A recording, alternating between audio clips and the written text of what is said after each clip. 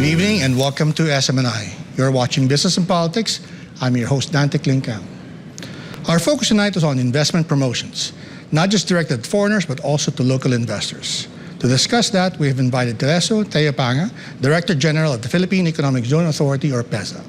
He is a career public servant who started his tenure in PEZA in 1998 as a planning officer, and since then, he has been responsible for policy and planning, eco-zone development, digital transformation, special projects and programs, and other eco-industrial initiatives. Among other things, PEZA's mandate includes transforming selected areas in the country into highly developed agro-industrial, commercial, tourist, banking, investment, and financial centers where highly trained workers and efficient services will be available to commercial enterprises. Today, there are more than 400 economic zones across the country that directly employ some 1.8 million Filipinos. Even with that, the country needs more investments. But that will not be easy, as the challenges facing PEZA parallels with what the Philippines needs to be an upper-middle income country in a few years. We will ask Mr. Panga about PEZA's role in realizing that goal. Our discussions will begin with, how can we transform the Philippines into the premier investment destination in Southeast Asia? Sir?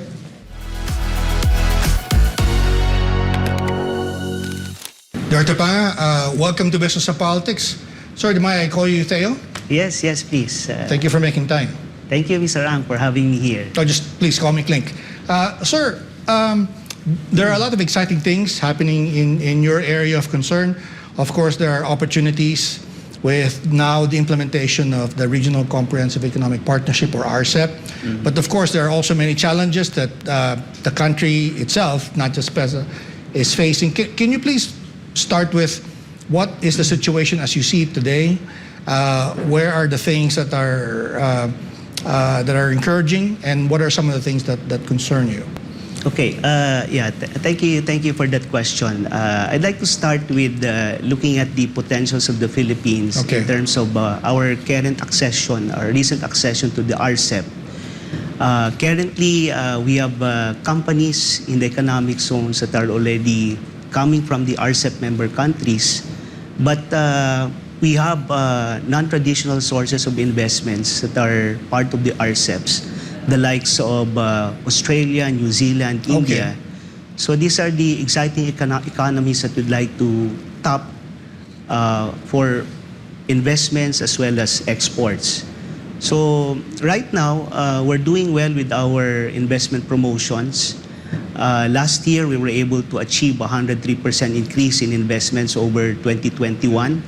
And we're able to sustain year on year. Yes, and that we're able to sustain the momentum up to this year, January to May.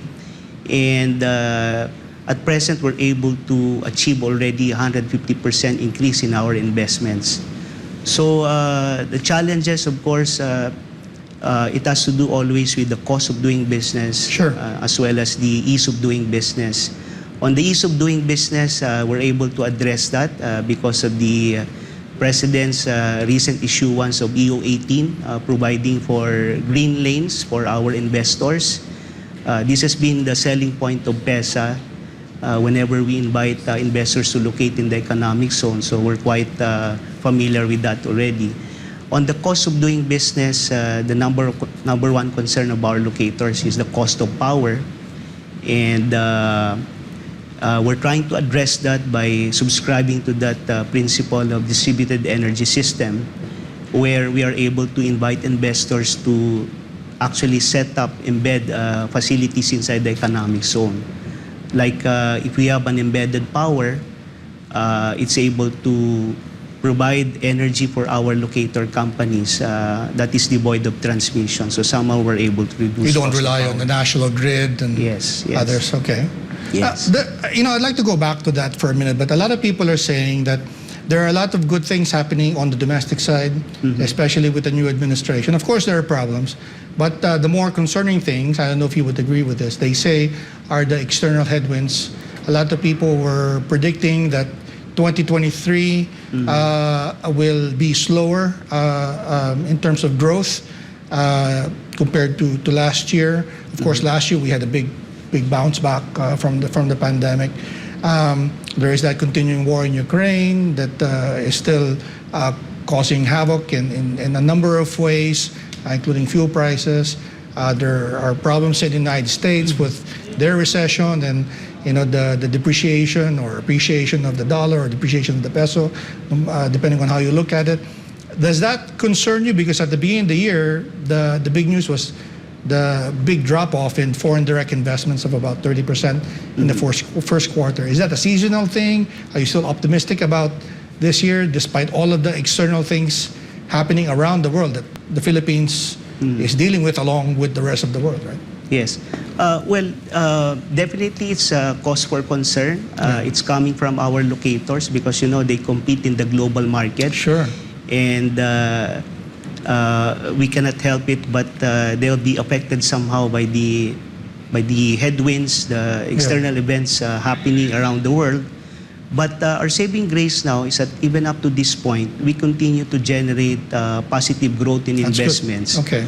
So we're catering to companies that are not only selling to the US and the Europe, although these are the biggest markets for our ecozone locators.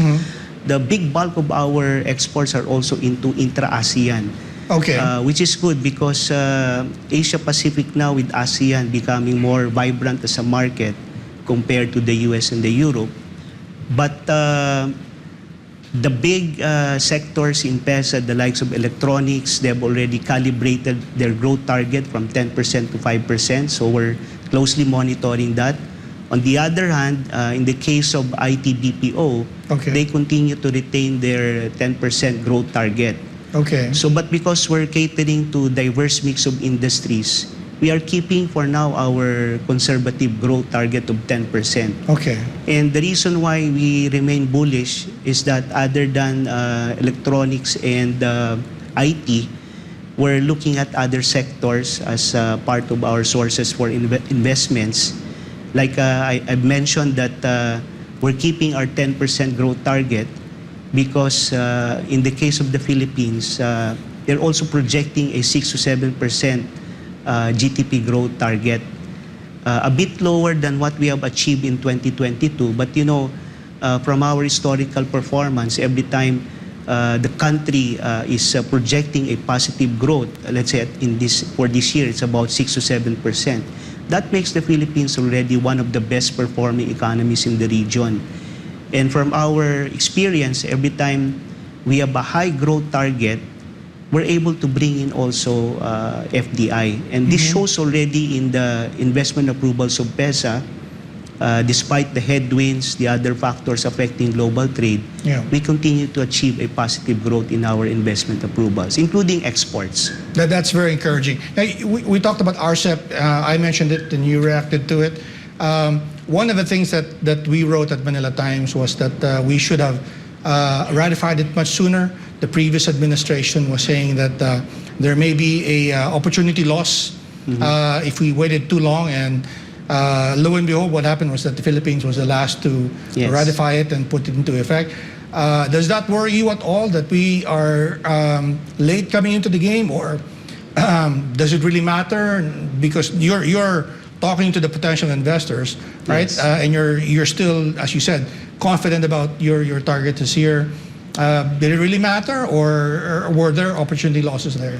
Well, it's important that we acceded to the RCEP, although we came in quite late in the ball game. But from our investment approvals as the basis for determining whether we're coming in quite late or does it really affect us after all, among RCEP member countries, we're quite strong already in investments coming from the likes of South Korea, even Japan.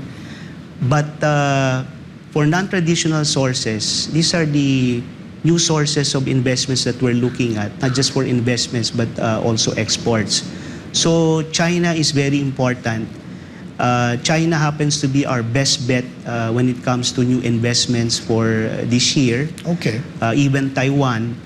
And we're looking at not just companies relocating, shifting out of China for production facility, but we're inviting the admirable companies that are really mainland China-based companies. And we have a number already operating in the economic zones. And these are global industry leaders in their own right. Okay. So with our entry into RCEP, we're anticipating that more investments, especially coming from China, will be locating in the Philippines. And some of our big-ticket investments for the year are coming from China. I see. Now, one of the arguments we were making back then, and please tell us if we were right on this or maybe we were wrong, but that RCEP's value was that it would put the Philippines in this zone where foreign investors could come in and then serve that RCEP area, which includes all of ASEAN, China, Japan, South Korea, then of course Australia and New Zealand, Yes. Japan as well. I forgot to add that. Is that a valid way to look at RCEP? Is that the way the Philippines is trying to promote it? That we're inviting foreign investors to come here. We're in the middle of this free trade area that's the largest in the world, and then you can serve all of these big markets that are part also of that treaty. Is that how it should be seen, or is the value something else? Well, we always look at the value added whenever we participate in a new free trade agreement. And I'm sure our cabinet, our economists have seen that we're a lot better off participating than not participating at all. So it's good that we're part of the RCEP as a new free trade area. Yeah. And we're looking at a larger market. I think that's about 1/3 of the global trade. And this is always an opportunity for us to be engaging with other economies other than the traditional sources like I mentioned, Japan, South Korea. Yeah. So with this, this will be a two-way trade, not just from exports coming from the Philippines, but how we can also tap into companies exporting to the Philippines, so they could be our imports to support our industrialization, our consumer needs, and something that will adhere to rules-based when it comes to promoting trade and investments, including movement of people. Okay.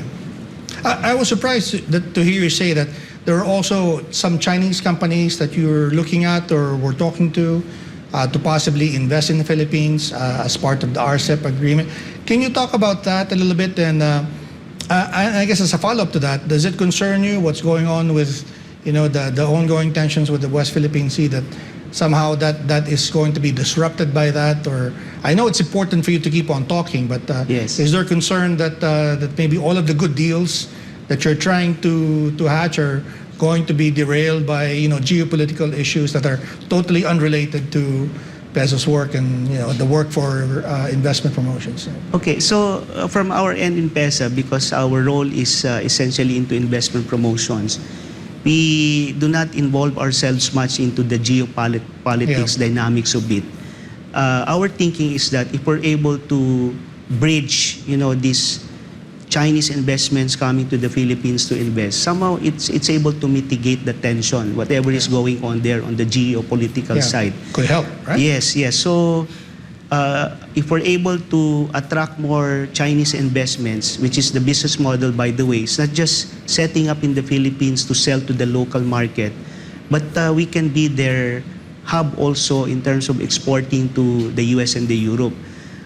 In ASEAN, it's important to note that the Philippines is the only economy that enjoys GSP+. So I'm sure they must have realized that they're a lot better off exporting coming from the Philippines instead of China, so that they're able to avail of zero duty. So including their Is exports. GSP for the Europe, GSP US? Yes, Or both, both, but in the US it's still being renewed. by Congress. It's still in effect in EU, so it's a big plus to them. And another compelling factor is that they're able to capitalize on our labor force. Yeah. So they're able to manufacture here for global distribution as well as supplying to the local market. You have to take a quick break, but before I do, could you name the industries from China that are, where these companies are interested from? Yes, for one, the biggest steel producer now in the Philippines is out of Panwa. Okay. They're from Zhangjiagang in Chongqing. They're already constructing their facility in Sarangani. So when they finally commission their steel mill, it will be able to provide us with all our steel materials and help us accelerate our industrialization. because, steel being a backbone for production. Right. And we have admirable companies like CNU, which is one of the biggest producers of industrial bearing. They're already here. There's one company out of Xiamen, which is producing quartz table countertops, which is a big brand in Europe. There's one grandson that even took in LeBron James as their model for headset. This is high-tech headset. And even one of the biggest ice cream makers in the world, in ice, they call it ice. The company is already in the Philippines. And in the news lately, you've read about Yadea, which we're trying to invite in the Philippines. They met with us twice already and scouting for a location. They're the biggest producer of e-motorcycle in China. So they have facilities in Vietnam, in Indonesia, in Thailand. They're even into robotics. And they've already expressed their interest to apply with PESA to do manufacturing of e-motorcycles with e-batteries in the Philippines. Very interesting. Sir, we'll have to take a quick break. This is Business and Politics. We're talking to TERESO Panga of PESA.